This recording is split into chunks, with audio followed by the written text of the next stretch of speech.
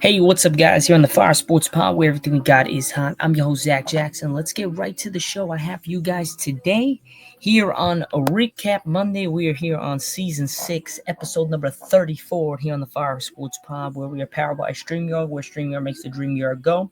Hope you guys are enjoying your Monday night. It's currently 7:13 p.m. Eastern Time on Monday, February 17th. Let's get right to the show. We got one segment for you all, but we got mini segments inside that one segment, and that's going to be recapping NBA All-Star Weekend. How did it go? Between Friday night's events, Saturday, and the game Sunday. So we're going to start with idealing the 5 takeaways from this year's All-Star weekend as a whole. And I think we still have work to do, but it is going in the right direction, I would hope. Um, so some of the full focuses, I would say that I would agree with the NBA in general, um, that there are definitely still progress to be made. Um, I would say the cool thing about it, the dunk contest, maybe, just maybe, has been brought back. And that is because of Mac McClung. This man jumped over a car. He jumped over Evan Mobley on top of a, a pedestal, basically. Um, it was pretty insane on how Mac McClung was able to win 3 straight times and get some crazy ass dunks, all three, not just the same dunks, some different crazy things. This one, for me, was the best out of all of them because he bought in a car. We haven't seen that since Blake Griffin when he did that back a couple years back, a long time ago. It's been.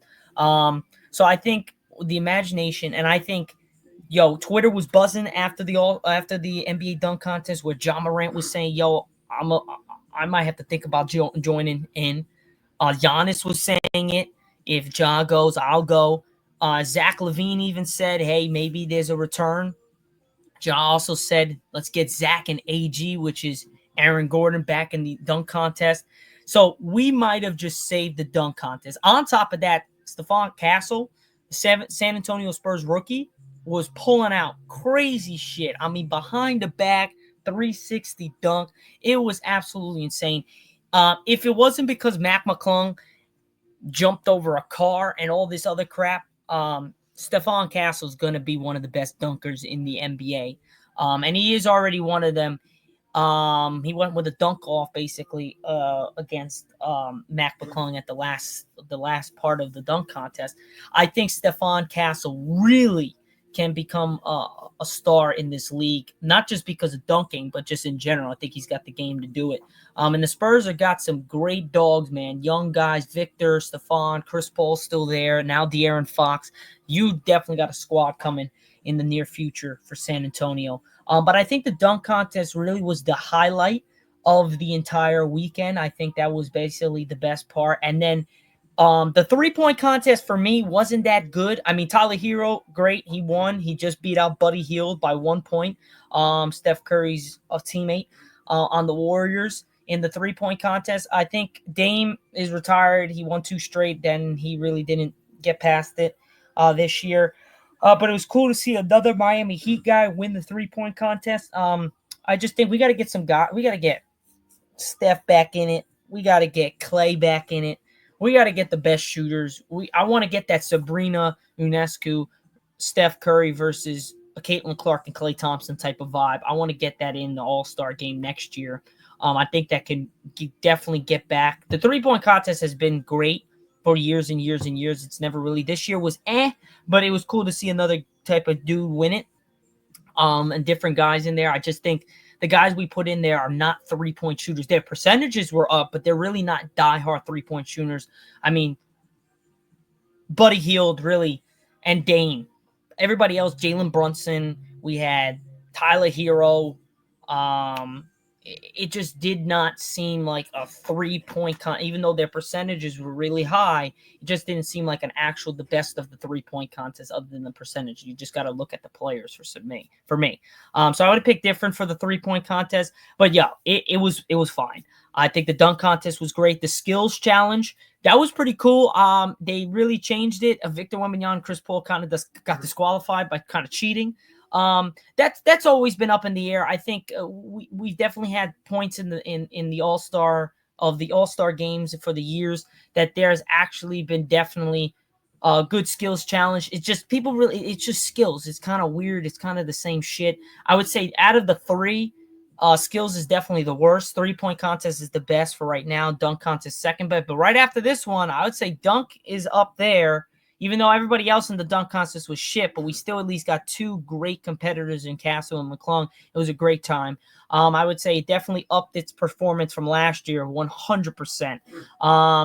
So I really liked all three of the things on Saturday night. Cavs won the skills challenge, Hero won the 3-point, and Mac McClung won 3 straight back-to-back dunk contests. So I think that was great. Now we get to Friday where we had a bunch of Rising Stars games coming in and out. I mean, you had the celebrity game, then you had the Rising Stars game, and then whoever won that event, that 4-team event, went on to play in the 3-team event of the All-Stars, which you get one All-Star thing by Candace Parker. She was the coach for them, and then you had Shaq's OGs, and then you had Kenny and Chuck's teams. So I definitely think that the All-Star game in itself was pretty good. I think we got to move the score. I don't know. I think it really comes down to it was cool, but I think we got to see I agree with Draymond. There's nobody that can try to get the most points in the skills. You got the Kobe Bryant All-Star MVP. And you can't. I mean, Steph Curry in 2 games, scored 20 points. He scored 12 in the second, 8 in the first, and he gets the MVP. Obviously, Oakland, he's the host. Warriors of history. They were going to give it to him no matter what. He had a half-court shot. Man was balling out there. And Steph Curry, the best shooter God has ever created. But still, in the grand scheme of things, I think if you're going to keep that, why not just do a ones challenge? Like a one-on-one tournament. If you're going to do a tournament style like this, do a ones challenge. You could do up to 7 points, one-on-one. You get 8 seconds to shoot the ball, and you get like 30 dudes, 30 of the best players in the game, and you put them in, and you see how they could do. You could put young stars, old guys, like younger guys, but still getting up in the age, and you put them all together in a ones tournament. And then you have that earlier in the day on Sunday, and then you have the All-Star game later in the day. I think that would be pretty cool. But this one, even though it was 40 points target score, we had 3 games on Sunday night. Dude, we've seen defense much more than we've seen in the past couple of years. I mean, last year we had over 200-something points scored combined. It was pretty crazy, almost 300 points total. I think it was like 276, 284. So definitely improved. But no one can get that target score. Like the most points ever was Tatum with 55 a couple years back. I mean, Curry had 50 the two years removed. So no one can get up to that point. And you got Kobe getting the award and the whatever. I think 2020, since then, that was the last like real competitive All-Star game up into the thing. I think if we go back to the 4 quarters, we just want the best of the best to play not full, but play something in regards of playing defense and scoring, and after not just letting up layups. But we're just seeing defense. Kyrie Irving, not known for his defense, playing defense, really guarding up. Victor Wembanyama getting into a real workout before the game and all this stuff, playing defense, playing out of his mind. So you definitely had guys more engaged because it's less points. They have to play. But again, we still saw lapses of defense and offense. I think in general, though, the game was much better. It was better, easier to watch. It was more fun to watch, I would say. But still, in the grand scheme of things, it's not where we want it to be yet. We still got some digging room to get there, but it's not terrible. Definitely not terrible. So for me, the goal was to get some competitiveness. Wasn't that bad. We need to improve though. Like we said, we covered the dunk review on tap, perhaps. I mean, Zach LaVine, like I said, Aaron Gore, everybody was in it. The NBA would be thrilled if Morant and Akubo and a few others, what's up, Anthony Edwards and Zion, volunteered to make the contest great again, but whatever reason, the game's most creative dunkers routinely pass on the contest. So let's hope that we can get McClung versus LaVine, Gordon versus Morant, and Akubo versus Williamson, or some combination of that would instantly become a headliner and iconic. If that happens next year, it would be the best dunk contest. We got to go back to when Michael Jordan and Hakeem Olajuwon, like that type of dunk contest, or even Aaron Gordon versus LaVine back a couple years ago, or Derrick Jones versus Aaron Gordon. It was back then. Castle, Young King, man's a beast, rising stars. Added De'Aaron Fox in the trade. They're going to be crazy. But one of the shocking things is that the inside the NBA is out. And that's a wrap for the most popular conversations during the NBA show, at least for NBA All-Star Weekend. Ernie Johnson Jr., Kenny the Jet Smith, Charles Barkley, and Shaquille O'Neal conducted their final midseason classic, which belongs to NBC starting next season. So TNT is gone doing the NBA breakdown. NBC will be taking it over next year. I didn't know that until I was like, why are we doing this thing?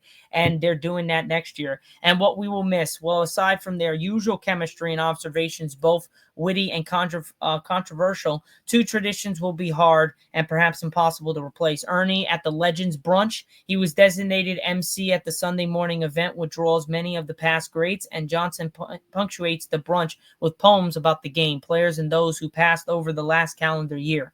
This time, Johnson signed off with this: it's TNT's last All-Star game in what is our last season. We've released every second with this league, and you're the reason. The players, you the fans who watch the night to night. For 40 years, each game, each show has been a sheer delight. Pointing fingers on placing blame have no place in this rhyme, bitterness, or will. Or, oh, come on, don't waste my time. Instead, consider gratitude. We thankful we're blessed. Our TNT production crew, our backbone, just the best. As so for all my colleagues, every teammate is our ranks. We offer you a simple yet sincere and heartfelt thanks. So that was a poem that he usually does at the breakfast brunch. Or I should say, was it breakfast or lunch brunch? I forgot. Legends Brunch. Yeah, Legends Brunch. Smitty's calls the dunk contest. Smith is on the top of his game when discussing live time and the creativity originating of the dunks, and he usually projects the winner. Smith was on the call in 2000, the last time the Bay Area hosted the All-Star Weekend, when Vince Carter went thermal mounted. It's over, and Smith screamed, "Let's go home." Smith said that call was a career maker for him, and his voice will be associated with the epic Carter dunks forever. On McClung's dunk Saturday, Smith playfully suggested to end the contest and just let McClung do 5 tries by himself with music in the background. TNT's iconic quarter received autographed jerseys from all-star teams, as well as the well-timed parting gifts that work best with a boat on a lake. A comedian, Kevin Hart, said, "Ain't no work more. After this, you gone fishing." Practicing half-court heaves, boys and girls. I think, to be honest, this was really cool. The halftime, after one of the things before the All-Star last game happened, they had Damian Lillard play against a fan that they chose randomly at some logo threes, and Damian Lillard had to make 3 before the fan made 1. And the fan was able to make it before Dame was able to hit 3, and he won $100,000, which is pretty crazy. That's the advice, and that's the final take from All-Star Weekend, endorsed by Jaron Barras, the fan who bathed in green paper Sunday after swishing a shot from Logo in Mr. Beast's challenge and getting smothered by O'Neal and Smith. And so, as another All-Star Weekend closed, Curry got the game ball, while Jaron got the bag. Sean Poe has covered the NBA for more than 25 years. Then email him here. So I think overall the All-Star Weekend was a success. I think we still have work to do to make it supreme. I think if we can get those guys that quote-unquote tweeted out after the dunk contest, again, the dunk contest, I think will revitalize that entire day in the grand scheme of things. I think if we bring the UNESCO, Caitlin Clark, Steph Curry, Klay Thompson thing, or even Dame, that would also revitalize the contest as well as having the NBA 3-point contest. But you have that separate as well after it. I think will go all wonders. I think it will be awesome to cap out that night, and then to keep the skills challenge. I think that's cool, vital. So I think that day, Saturday night, is great. You had the celebrity game on Friday with the Rising Star events. I think you keep that. That's fine. I never really had a problem with that one. I just think the Sunday, which is the actual game, you got to come here and there. I think you add a one-on-one challenge. I think will be great for the NBA. It'll be great for the fans to watch. One of the best of the best, the best players in the game go one-on-one. At each other. You bring in some OGs, you bring in some young guys, you bring in some guys that are in their like eighth to sixth year. You bring in those type of things, but you bring the best of the best to see how they compete in a tournament and earlier in the day, and then later in the day you have the night game, which you can have a fourth quarter game. Maybe you shorten the quarters, so it's maybe you could do 6 minutes a quarter. You got 4 quarters, so you get 24 minutes, but you get 6 minutes a quarter, and they can actually ball out instead of 12 minutes a quarter normally. Maybe that could do something. I mean, you at least put it in a game setting. You could do 6 minutes a quarter and see how it goes. I think the All-Star game itself needs a little bit more revisions, needs a little bit more getting back to. But I think the change that we had last night was great. I think the NBA All-Star weekend really needed it, and the game really needed it. And I think it was great to see some guys that really normally don't play some defense that often play some defense, lock up. The young guy like Victor was like really into it. It was great to see the OGs back at it again. I know we didn't see LeBron James. I really didn't like. I love LeBron. It's my favorite player. But I have to agree with Stephen A. Smith and Shannon Sharp earlier today on First Take when they said that he was selfish. I really think he was. I think if you knew that you weren't going to really play and you were trying to like to see if you could play, not even you get invited, you're an all-star, whatever the case is, but like let somebody take your place. Like Norman Powell was balling. LaMelo Ball, balling. I know whatever the case is, but you put him on the OGs. I get it. It is what it is. But balling. I mean, you could have found something to plug in there. Norman Powell, he's an older vet. You could put him on the OGs. I mean, it was a 7-on-8 for the OGs, and they killed Chuck's team. So I think, or we can maybe bring in a USA versus the world type of thing. I know the world doesn't really have as many players as the team as USA would have, but it's something. It's definitely something that you can really experiment with. I think the NBA All-Star game itself needs a little bit more experimenting with, but I think if we can get those certain guys to participate in the dunk contest, I think we should try to bring back, I know Caitlin Clark said no this one, but I think you should try to get Caitlin Clark, Sabrina Ionescu, or one or the other versus Steph Curry or Dame or Klay or Trae Young in the 3-point contest after the 3-point actual contest, and then try to get the best 3-point shooters in the game still in the 3-point contest again. And I think that would be good. You get some young guys, you get some older guys, you mix that in. I think that's what they were trying to do this year. I just think that the guys that we had weren't really pure 3-point shooters. They could hit the 3, but they weren't pure, even though their percentages said that. Like I said earlier, they weren't pure 3-point shooters. So yeah, I think as a whole, guys, the NBA All-Star Weekend was a success. I give it, as if I'm going to give it a letter grade, I'm going to go with I'm going to go with a B+. Solid B+ for the entire weekend. I think it was great. I think it was good enough. It was much better than last year. Dunk contest was better. The Rising Stars game was really good. The celebrity game was actually pretty good as well. It was fun. It was cool to watch. And the All-Star game was good. I liked the tournament style thing. And then the 3-point contest was okay. It's been better in previous All-Star games, but it wasn't bad. And I think the skills challenge was all right. That's always an thing. But I think it did all right for my liking. The only thing I disliked was that I wish it was a little longer. I like that we have the young guys in it, but I think I wish it was a little longer.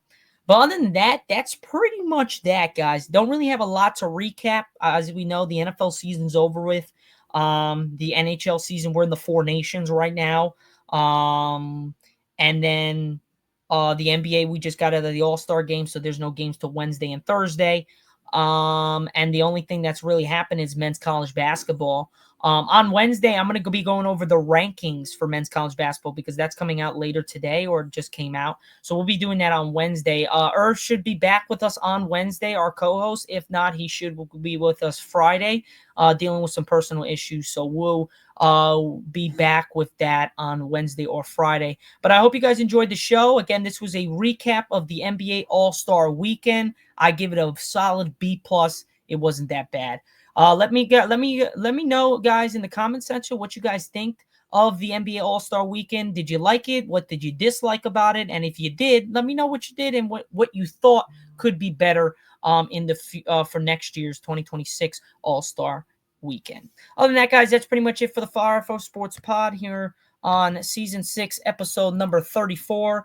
We will be on Friday moving to our Season 7, Episode 1. So I'll see you guys on Wednesday for the last episode of Season 6, which will be Season 6, Episode 35 coming on Wednesday. We are powered by StreamYard, where StreamYard makes the dream yard go. I'm your host, Zach Jackson. We'll see you guys on Wednesday. Peace out and have a great rest of your Monday.